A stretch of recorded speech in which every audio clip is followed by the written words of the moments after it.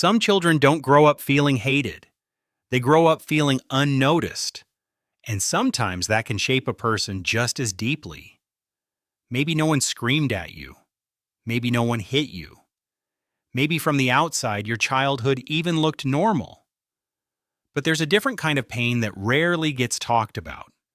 The pain of repeatedly feeling like your presence didn't really change anything. Like whether you were excited, hurt, proud, or afraid, life around you just kept moving. You tried to show someone what mattered to you, and they were too distracted. You wanted to be comforted, but your sadness felt inconvenient. You spoke, but somehow your words kept landing in places where nothing echoed back. And children rarely interpret that silence by blaming the adults around them. They usually blame themselves. They begin to wonder if maybe they talk too much, feel too much, need too much.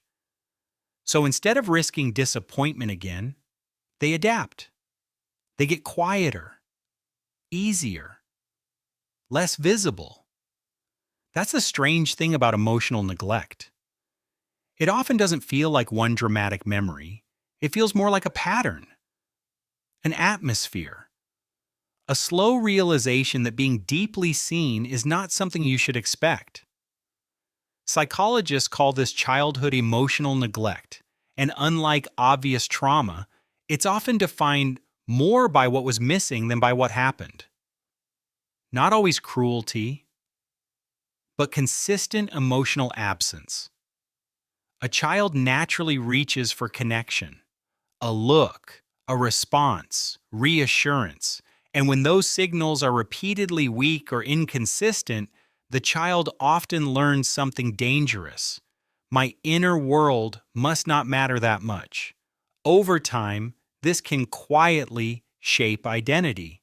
A 2023 review in Child Abuse and Neglect found that childhood emotional neglect is strongly linked to struggles with self-worth, emotional regulation, and adult relationship difficulties. Not because those children were wichi tahushi, but because the brain adapts to repeated emotional patterns. If being vulnerable rarely felt safe, eventually vulnerability itself may start to feel uncomfortable.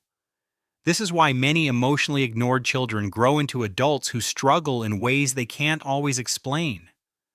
They may dismiss compliments, feel uncomfortable asking for help, downplay their own pain. They might become highly independent, not because they never needed people, but because depending on others once felt unreliable.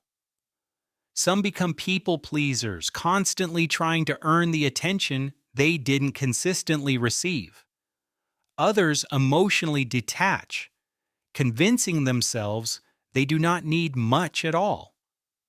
But underneath both patterns is often the same wound, the fear that their needs may not truly matter. And this can become especially painful in relationships. When someone genuinely cares, it can feel unfamiliar, even suspicious. Part of them may crave closeness, while another part braces for disappointment.